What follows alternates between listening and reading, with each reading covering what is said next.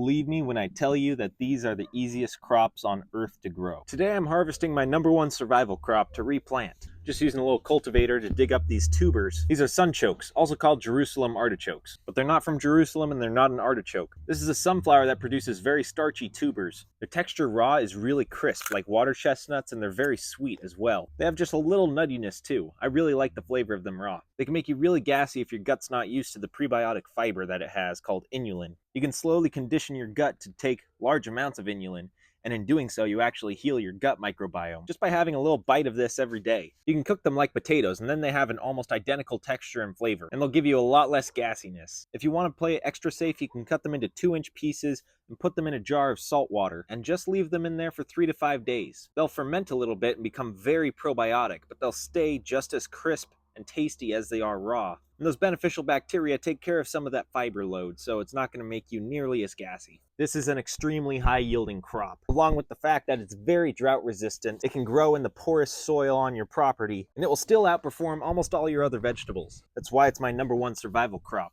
In late summer, it also makes these beautiful little sunflowers. The pollinators love it. It's a native wildflower to the United States, so by growing it, you actually help the native pollinators. I grow them for my rabbits, too. Just by starting with a couple tubers, you can have an entire thicket after a year or two, if you leave some of those tubers in the ground and let them come back up. They spread like crazy that way, and for survival, those are very good traits for a crop to have. Very little water needed, grows in poor, heavy clay soil, and it'll quadruple its growth every year if you leave the tubers in the ground. A lot of the tubers in this area I don't want to grow. I'm trying to keep this thicket contained because I use it to feed my rabbits, so I want a good amount here still, but I also need to be able to walk here and get tools in and out. Nutritionally for rabbits, it's one of the best things they can eat. The stalks, leaves, and flowers are a really great source of fiber and carbohydrates for your rabbits. The leaves are high in protein, so they increase the growth rates of your rabbits. And it's a zero maintenance crop. So the above ground parts of these sunchokes are a huge part of my rabbits' diets, and a huge part of how I feed them for free. When you grow these, you want to have a space dedicated specifically to these tubers. They're such aggressive growers that they actually try and kill certain other plants growing too close to them. Specifically plants in the nightshade family, like potatoes, peppers, and tomatoes. They're really hard to get out of an area too, so you gotta be sure you want them here, or you can grow them in raised beds, or you can grow them in large pots. That keeps them contained and makes sure you don't have a permanent thicket there. For whatever reason, even after you harvest all the tubers and you think you've gotten everything out of the soil, they come back the next year. I don't know, make it make sense. But like I said, that's a great problem to have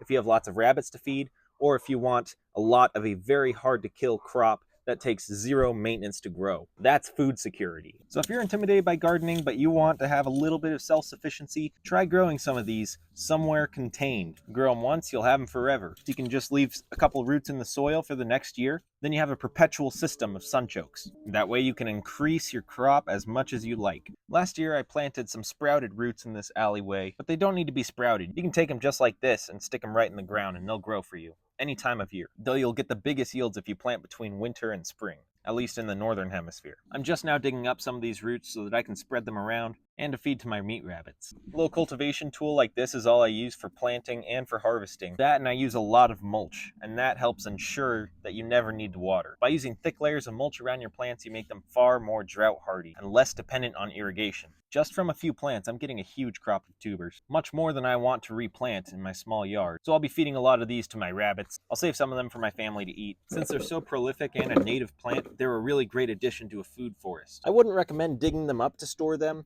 because they store really well in the ground. This winter we got temperatures down to 0 degrees Fahrenheit, and even so, these tubers didn't go mushy at all. And in this terrible soil, I'm still getting tubers bigger than the ones in my good soil. Go figure. Gosh, there's still more. All this is from one plant, put in heavy clay soil with a lot of mulch on top.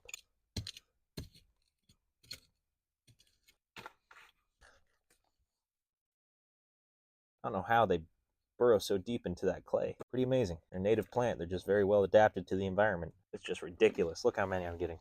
Literally plant this once and you'll never run out. And just from the tiny tuber fragments that get left in the soil, this whole thicket's going to come back and offer a lot of shade for my rabbitry. Here's a whole nother patch.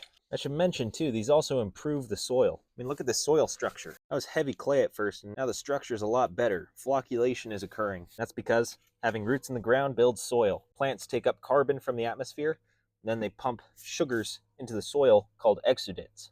Those exudates feed the bacteria and fungi that those plants like to have around their roots to help provide additional nutrients to them. So there's symbiotic relationships, and hundreds, if not thousands of them, happening in the soil anytime you plant something. And all of that microbial activity builds the soil and improves the structure of poor soils. It increases the water retaining capacity of sandy soils. It helps the drainage of heavy clay soils. It's all a perfectly designed system. That's all from one or maybe two plants.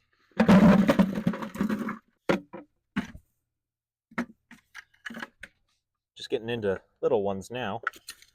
Even those little ones are great for replanting. If you really want to get them out from an area, you got to let them grow a little bit first, and then pull out the sprouts as they come up. Well, really, once the sprouts come up, those are just indicators for where the roots are, so then you dig right there and try and get all of them. I'm having to search around quite a bit for these, but that's because I cut down all the stalks. I want to make my backyard a little more pretty, and the dead stalks by January were starting to look a little ugly. So I cut them all down, and those were the indicators for where the roots are. So be smarter than me. So that's a little over 4 gallons of sunchokes grown in the poorest soil at my house, in this sun-baked alley, in heavy clay soil, just using some mulch. All this decomposing mulch is just chipped wood. I get it from some local arborists.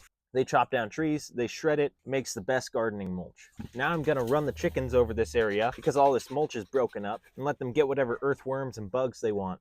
And any droppings they leave in the soil will be helpful too.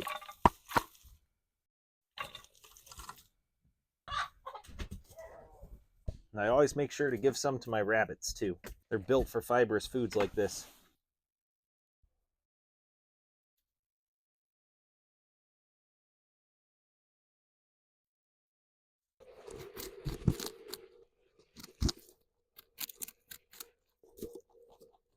If you've grown these crops, let me know your experience with them, and reach out if you have any questions. I try to be pretty active in the comments when there's genuine questions, so feel free to reach out. I've got that cultivator tool and sunchoke roots available on my Amazon storefront, so be sure to check that out. I'll have the link in the description. By growing these sunchokes, I've got food production happening in my yard no matter what. If you want bigger yields, you can cut down the flowers, and they'll put more energy into making roots. Last year I planted this patch in May, and they stopped growing by October, so they had about a 5-month growing season. I only planted between 4 and 6 plants in this alley, and that yielded over 4 gallons of sunchoke roots. Now if you really tend potatoes, they can produce more than that with the same number of plants. But the thing is, I didn't tend these. This alley gets hot from the vinyl fencing and the siding of the house reflecting all the south exposure sun rays, and I hardly watered, except a couple times in the hottest part of the year when I was really getting nervous. I filled up some buckets and dumped buckets of water on here.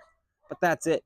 The mulch is such a good ground insulator that it keeps water against those roots. And it seems to do really well at keeping it in the sweet spot. Not too much and not too little. So grow some sunchokes, grow with mulch, and you will always have at least one measure of food self-sufficiency on your homestead, no matter what happens.